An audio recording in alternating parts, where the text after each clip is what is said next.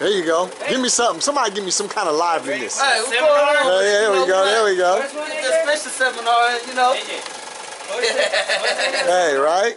Out here for Freeport. I'm on camera right now. Yeah. How you doing, little mama? Say hi to the camera. All right, there you go.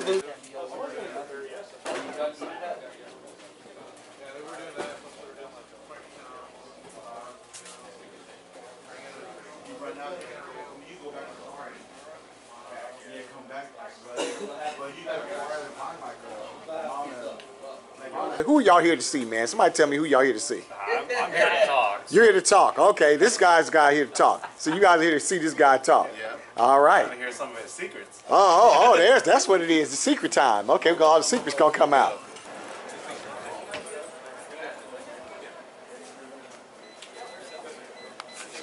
So, thank you guys for showing up tonight.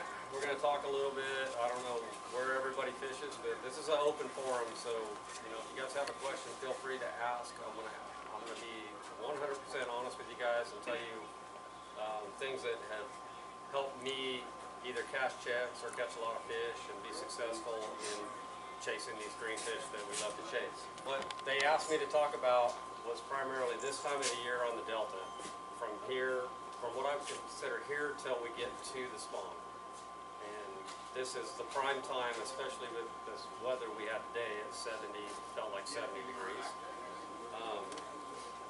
Some baits, and I'm going to keep it very simple for you guys, not 15, 18, 20 rods like I would have probably on my deck to go practice, but I'm going to keep it down to what I've consistently caught fish on out on the river for the last 20 some odd years.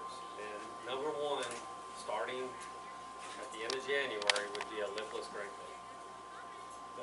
This happens to be a Damiki Tremor. It's a half-ounce bait. Lipless rattling bait, but it doesn't really matter. I cut my teeth on a rattle trap, and I kept it simple when I was throwing a rattle trap. It was chrome and blue or gold with a black pattern. Those two baits right there caught me more fish than I can even think about. And you gotta keep in mind that been fishing it for a long time, so all these new color rattle traps and lipless crankbaits, they weren't out 20 years ago. I mean, we had standard colors, and I try and stick with the standard colors. The ones that catch the fish, not the bass fishermen. So, lipless crankbait. Put the trolling motor down, whether it's a Thule Island or a rock wall. Put the trolling motor on high, and with this, you just start covering water. Some of the things that I feel are a necessity with this bait: 7-to-1 reel. It's primary to have a 7-to-1 reel because you want to be covering water as fast as you can and working that bait above the top of the grass or through the grass lanes or in the ditches where there's no grass in there. You want to be able to work that bait and keep covering water as fast as you can. Line on a lipless, that's the big controversy right now. I'm still throwing a monofilament. 15-pound test monofilament, 17-pound test, this is 15. I messed around with braid. I had a couple years where I threw a lot of braid, like 50-pound test, 30-pound test braid. And my opinion after playing around with it in the swimming pool is that the braid, it gives the bait a different action and a different tone. It'll actually make this bait louder with braid than it will with monofilament. Fluorocarbon, what's up? I'm not a leader guy. I'm all straight, so haven't turned into a big leader guy running braid to mono or anything like that.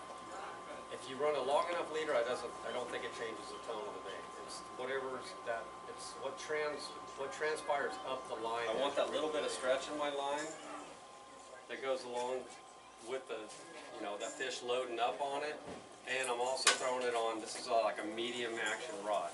Two things I can accomplish with the medium action rod is, one, I get a nice good whip in the tip so I can get long casts out of it, and then secondly is I got a lot of parabolic bend with a medium action rod that will load up that fish to where I'm really not setting the hook, I'm just kind of reeling it in, and it won't pull off nearly as fast as with the braid and a stiffer rod combination.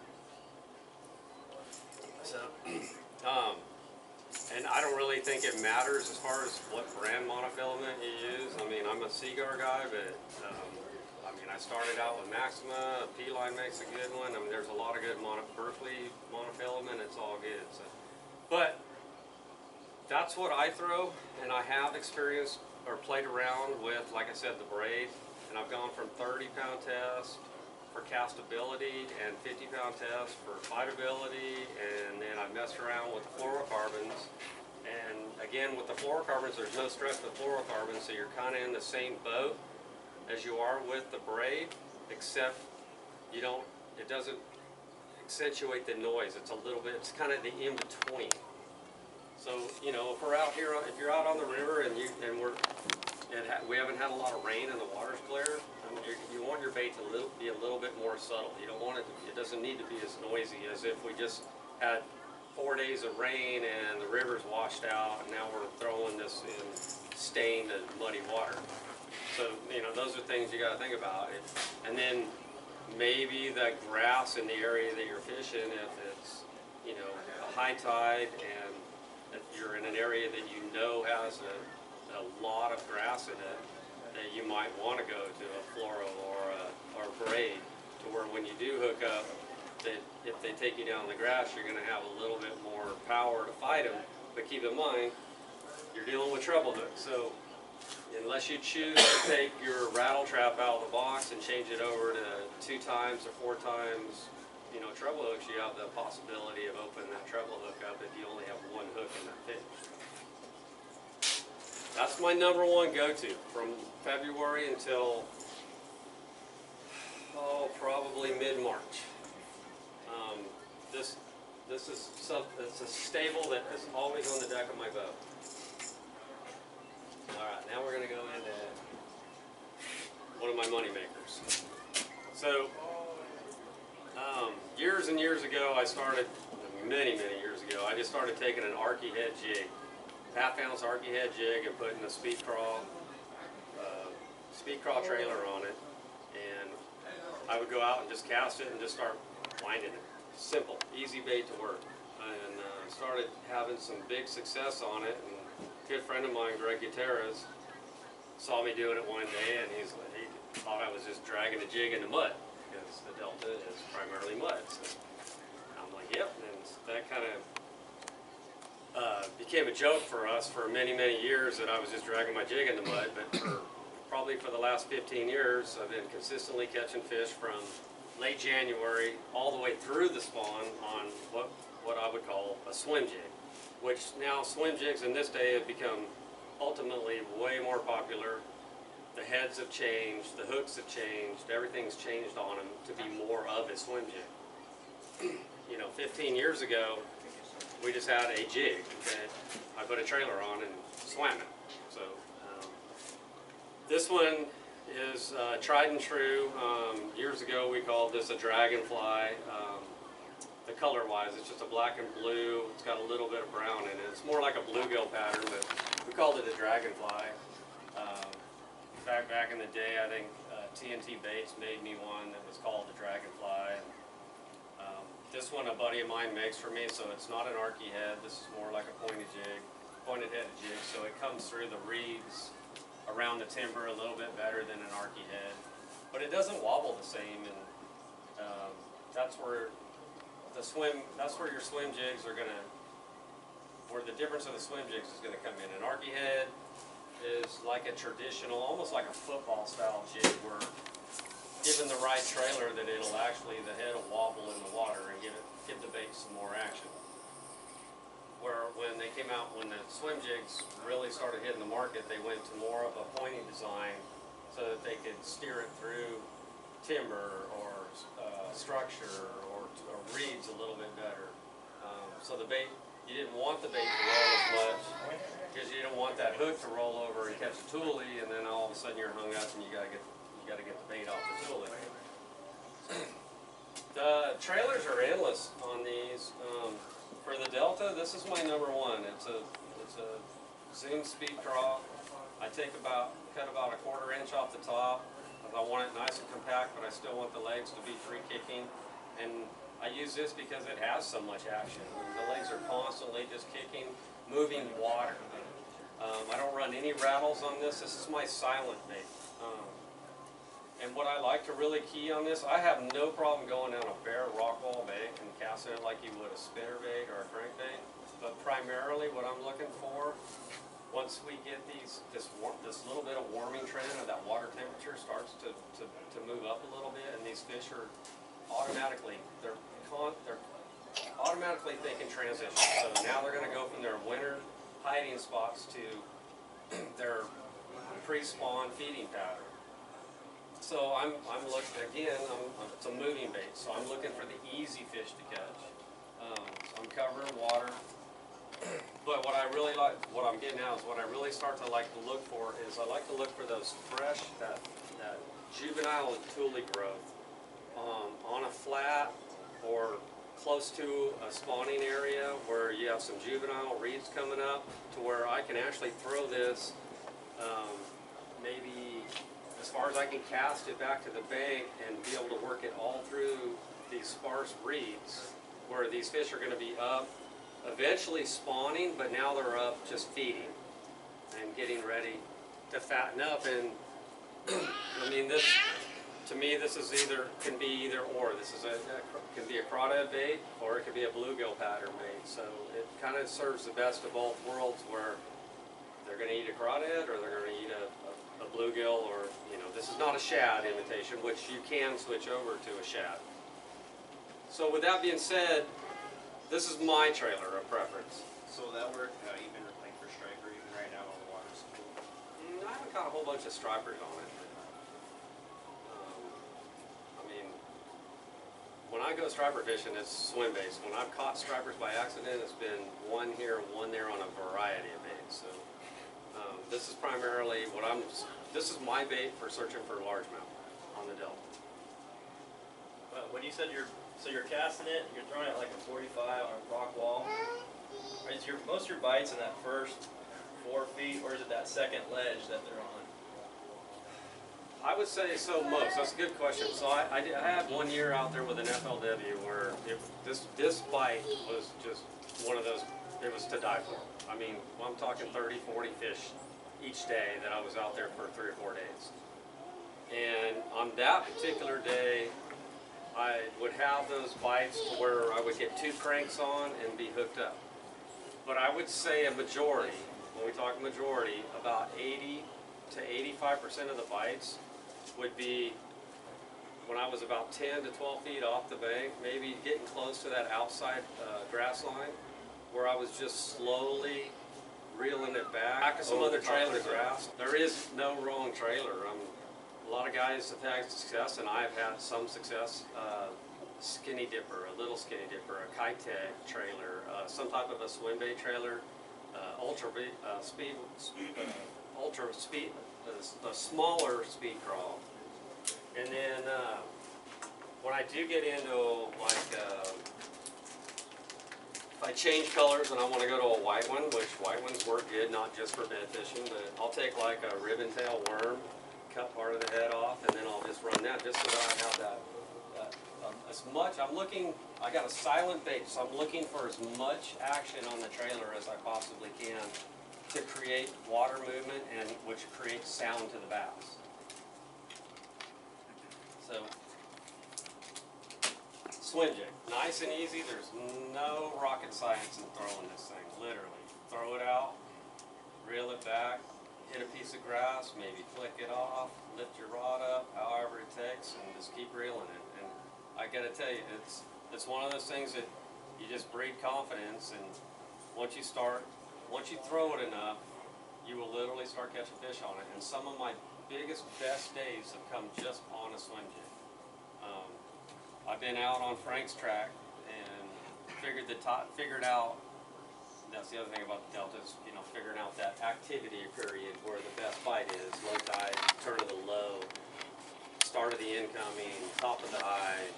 And I had it dialed in pretty well where they were eating right as the water was coming back in from a low tide. So right as the start of the incoming.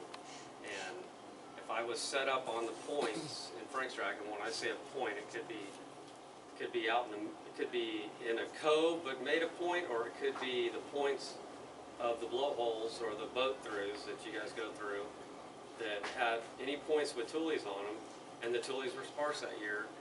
And if I had to hit the reeds though. If I just threw my bait out along the edge and was reeling in, I couldn't buy a bite. But if I threw 2 feet or 3 feet in, and I could feel my swim jig hitting the reed, hitting a reed, hitting a reed, eventually before I cleared those reeds, I knew I was getting a bite. And I had like 4 over 8 in a matter of a week just doing that. And I mean, when they don't hit this like a spinnerbait bite, it'll be like you'll get that sharp bite to where you have a time to set the hook. On these swim jigs, it's just like all of a sudden you're like, it's hung up and you're hooked up, and it's reel back and reel as fast as you can.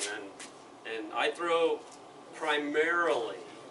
this on 15-pound fluorocarbon, 17 if the cover is really heavy. 15 is my lowest that I throw on this on the Delta though. I don't, and a 6 to 1's fine on this. And I throw it, this one's on a medium heavy, but it's a little bit shorter rod. It's a softer medium heavy. Still gives me the access to target cast, put the bait right where I want it, but still give me enough power to fight him out of the reeds or out of the grass. Timber, we don't have to worry about that too much out here, so you can change that deal. By your line diameter, about how high you hold your rod tip, how low you hold your rod tip, so you can control the depth of this bait quite easy for a hard moving bait. Some of them, this one has rattles. I like ones with rattles in it. Some of them are silent, but for some reason this is a 8-inch and an 8-pound fish attractor. I mean, I've caught from catching little shakers to catching all of a sudden there's a giant on there. I mean, my biggest one on this square bill is a 10 and a half on the river. So. How many would you like? Last of the raffle tickets. Last of the raffle tickets.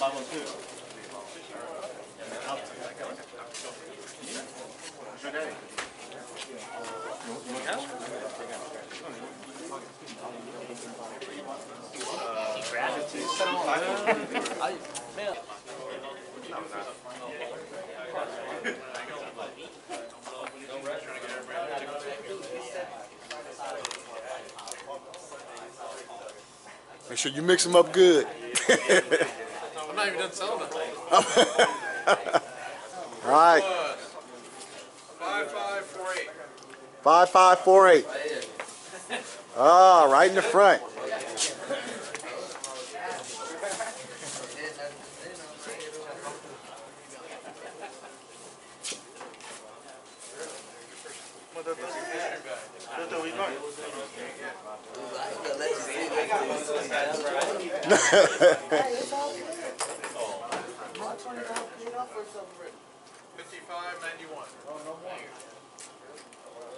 All right. Oh,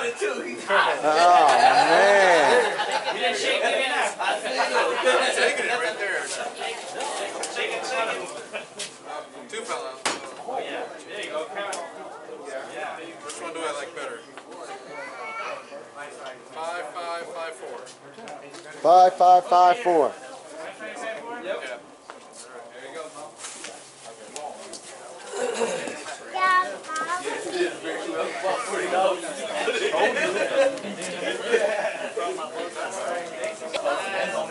Shake it. That's the hot one, I'm trying to tell you. Oh, don't do that to me, Jerry, dog. You seen it. Alright. 5582. 5582. My man right here. Oh, he just bought that. He just bought it too. Whoop whoop. Pick one. Take the big bag. Pick one. Big bag is just a box. Big bag in here. I was thinking it on. Get these small packages. Only for Asia. 5590. 90. Yeah. Two-time winner. Woo. Alright. That's great. Two left. Pick one.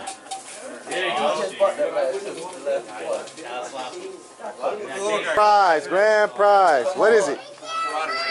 Somebody tell me what it is. Get a drum roll, somebody. We need a drum roll. Maybe. What is that? What's the grand prize? What? Somebody tell me, because I don't know. Lose an omen? This is own personal fishing rod. 55, 65. 55, 65. So what? Wow, woo!